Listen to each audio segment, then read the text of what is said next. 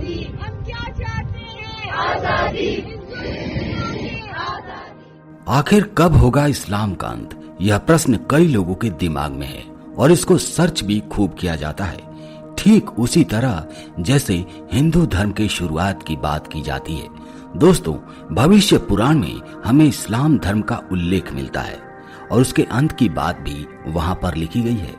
दोस्तों, भविष्य पुराण में इस्लाम धर्म के प्रवर्तक हजरत मोहम्मद का वर्णन आया था, जिन्हें इस पुराण में मोहम्मद कहकर पुकारा गया है। यह वर्णन मुस्लिम धर्म की ओर संकेत करता है। वेदों में भी मुसल शब्द का अनेकों बार प्रयोग हुआ है, किंतु वेदों में यह व्यक्ति विशेष संबंधित न होकर अन्य अर्थों में प्रयुक्त है। भविष्य पुराण में अल्लाह उदल की कथा भी वर्णित है, जिसे भगवान शिव के सांप से भीम कलयुग में मलेच्छ पैदा होता है, क्योंकि उसने भगवान शिव के प्रति अपशब्दों वाली भाषा का प्रयोग किया था। इसी पुराण में भोजराज और मोहम्मद के संवाद का वर्णन भी किया गया है। मक्का मोहम्मद की जन्मभूमि थी तथा मदीना में वह जलकर भस्म हो गए थे। उन्हें शिष्यों ने उनके भस्म होने पर वहां की भूमि को मद से हीन पुकारा था, अर्थात मदहीना। इसका विकृत रूप ही मदीना है। भविष्य पुराण का अगर हम सही तरीके से अध्ययन करते हैं तो उसमें तमाम ऐसी चीजें मिलेंगी जो आज के समय को बताएंगी। आज के वीडियो में हम आपको बताने वाले हैं कि क्या वाकई में इस्लाम धर्म का अंत होने वाला है, और अगर इस्लाम धर्म का अंत होगा तो कब होगा। आखिर हमें ऐसे कई संकेत मिले भी हैं या नहीं। तो आज हम आपको बताने वाले हैं कि कैसे कई देश इस्लाम मुक्त हो रहा है, कैसे इस्लाम की धरती पर जन्मे लोग इस्लाम को छोड़कर भाग रहे हैं। आखिर क्या है इस्लाम के अंत के संकेत और हिंदू धर्म के छा जाने के संकेत। क्यों कहा जा रहा है कि जिस मदीना की धरती से इस्लाम का उदय हुआ था वहीं पर अब हिंदू धर्म छा जाएगा। आखिर कौन कौन से हैं वो देश जिन्होंने इस्लाम पर बैन लगाने की तैयारी कर ली है। कहां कहां से मुक्त हो गया इस्लाम। आखिर कहां पे अरबी शेख भी अब हिंदू धर्म अपना रहे हैं। जब से मोहम्मद बिन सलमान सऊदी अरब में क्राउन प्रिंस बने हैं तब से सऊदी अरब में कई बड़े बदलाव देखने में आए हैं। इन परिवर्तनों की वजह से ही भारत और पाकिस्तान के अधिकतर मौलाना भड़क गए हैं और भड़ककर आग बबूला हो गए हैं। यहाँ तक कि सऊदी अरब में भी इस्लामिक धर्मगुरु सऊदी प्रिंस को इस्लाम के खिलाफ बता रहे हैं। उन्हें लग रहा है कि सऊदी अरब से इस्लाम की विदाई होने वाली है, क्योंकि मोहम्मद बिन सलमान सऊदी अरब में टूरिज्म और इंफ्रास्ट्रक्चर को बढ़ावा देने के लिए इस्लामी शरीयत में भी लगातार बदलाव कर रहे हैं। विजन 2030 के तहत उन्होंने सऊदी अरब के कई बड़े कानून को समाप्त कर दिया है। हाल ही में सऊदी प्रिंस ने एक वीडियो जारी किया था और वीडियो देखने के बाद सऊदी प्रिंस दुनिया भर के मुसलमानों के निशाने पर आ गए हैं। लोग कह रहे हैं कि सऊदी प्रिंस अब शायद एक्स मुस्लिम बन चुके हैं। खुद मुस्लिम ही कह रहे हैं कि सऊदी अरब प्रिंस ने इस्लाम छोड़ दिया है। अब आपके मन में भी आ रहा होगा कि क्या सऊदी प्रिंस ने इस्लाम को छोड़ दिया है। तो चलिए इसे क्रमवार तरीके से समझते हैं। वर्ष 2017 में सऊदी अरब की कमान मोहम्मद बिन सलमान के हाथों में पहुंची। जब वो सऊदी अरब के क्राउन प्रिंस बने ठीक 2 साल बाद वर्ष 2019 में उन्होंने रेस्टोरेंट संबंधी नियमों में परिवर्तन किया। सऊदी अरब के रेस्टोरेंट और होटलों में स्त्री और पुरुषों के लिए पहले अलग अलग प्रवेश और निकासी द्वार होते थे। रेस्टोरेंट के अंदर भी महिलाओं और पुरुषों के बैठने की जगह अलग अलग होती थी, लेकिन मोहम्मद बिन सलमान ने इन प्रतिबंधों को समाप्त कर दिया। दिसंबर 2019 में सऊदी सरकार ने यह घोषणा की कि पुरुषों और महिलाओं के लिए अब अलग अलग प्रवेश द्वार नहीं होंगे। साथ ही रेस्टोरेंट और होटलों में बैठने संबंधी सभी गैर जरूरी प्रतिबंधों को हटा दिया गया। मोहम्मद बिन सलमान का मानना है कि सऊदी अरब में स्त्री और पुरुषों के लिए समान कानून होने चाहिए और दुनिया भर के निवेशक सऊदी अरब में निवेश करें। इसलिए वो सऊदी अरब का ऐसा माहौल बनाना चाहते हैं ताकि सऊदी अरब एक उदारवादी देशों में आ सके। लेकिन जैसे ही स्त्री और पुरुषों से संबंधित इस समान कानून की घोषणा मोहम्मद बिन सलमान ने की तो सऊदी अरब के साथ साथ पूरी दुनिया के कट्टरपंथी मुसलमान भड़क उठे और इसे शरिया कानून के खिलाफ बताया। इसके बाद वर्ष 2021 में सऊदी अरब ने तबलीग की जमात पर पूरी तरह से बैन लगा दिया। वहीं तबलीगी जमात, जिसको लेकर भारत में लॉकडाउन के टाइम काफी ज्यादा बवाल हुआ था, और जैसे ही सऊदी अरब ने तबलीगी जमात पर बैन लगाया, भारत समेत कई देशों के मुस्लिम संगठनों ने इसकी कड़ी आलोचना की। मुस्लिम संगठनों ने इस्लाम के खिलाफ बताया और इस्लाम के सिद्धांतों का पूरी तरह से उल्लंघन करार दे दिया। और आपको बता दें कि सऊदी अरब ने तबलीगी जमात को सिर्फ बैन ही नहीं किया है, बल्कि तबलीगी जमात को कट्टरवाद का एंट्री गेट बता दिया। मुस्लिम संगठन लगातार इन चीजों का विरोध करते रहे, फिर भी सऊदी अरब केवल यहीं तक नहीं रुका। उसने इस्लाम के खिलाफ और भी कई कड़े प्रतिबंध लगा दिए। नए नियमों के तहत सऊदी अरब में मक्का मदीना को छोड़कर बाकी सभी मस्जिदों के लाउड स्पीकर पर पूर्णतया प्रतिबंध लगा दिया गया।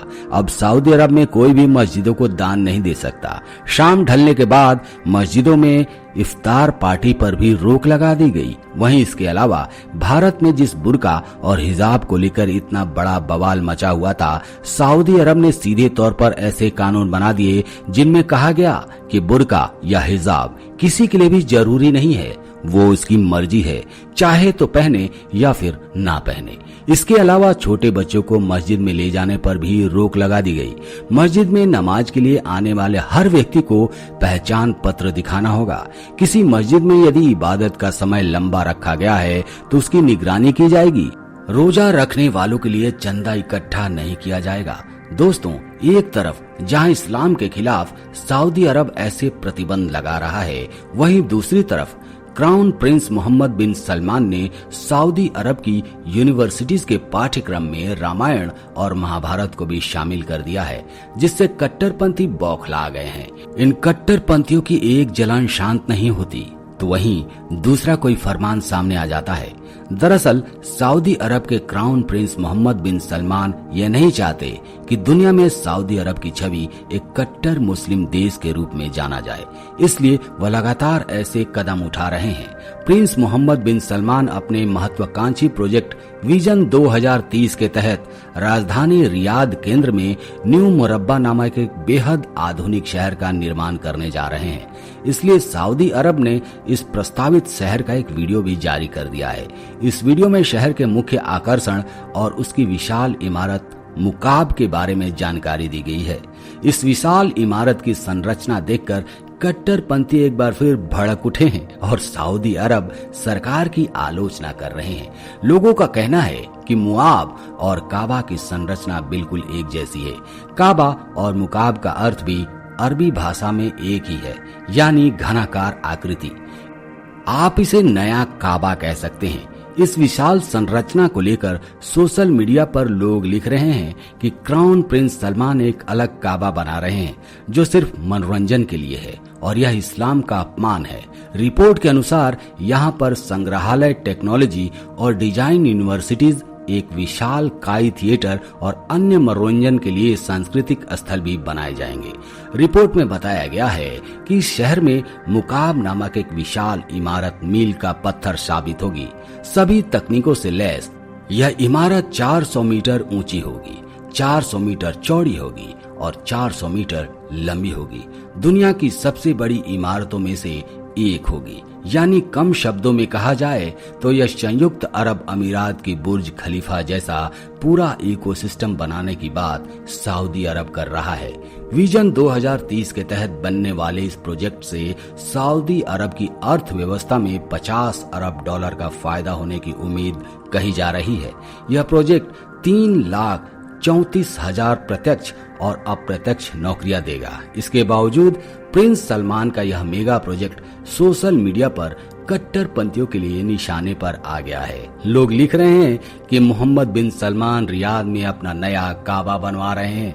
हालांकि कुछ लोग इससे खुश भी हैं। उनका कहना है कि इससे सऊदी अरब के विश्व में एक नई छवि बनेगी। इसके अलावा अंदर ही अंदर ऐसी खबरें भी हैं कि क्राउन प्रिंस अब एक्स मुस्लिम बन चुके हैं। एक रिपोर्ट के मुताबिक सऊदी अरब में एक्स मुस्लिम की संख्या अभी 5% है और लगातार इसमें बढ़ोतरी हो रही है। तो आपको क्या लगता है, क्या सऊदी अरब में ऐसे कदम इस बात की ओर इशारा कर रहे हैं कि सऊदी अरब का इस्लाम से मोह भंग होता जा रहा है?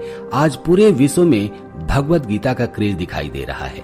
अमेरिका, ब्रिटेन, रूस, ऑस्ट्रेलिया, जर्मनी आदि यूरोपीय देशों में भगवत गीता इतनी लोकप्रिय है कि भगवत गीता पाठ के लिए बड़े बड़े आयोजन किए जा रहे हैं। भगवान श्री कृष्ण और अर्जुन के संवाद को पसंद किया जा रहा है।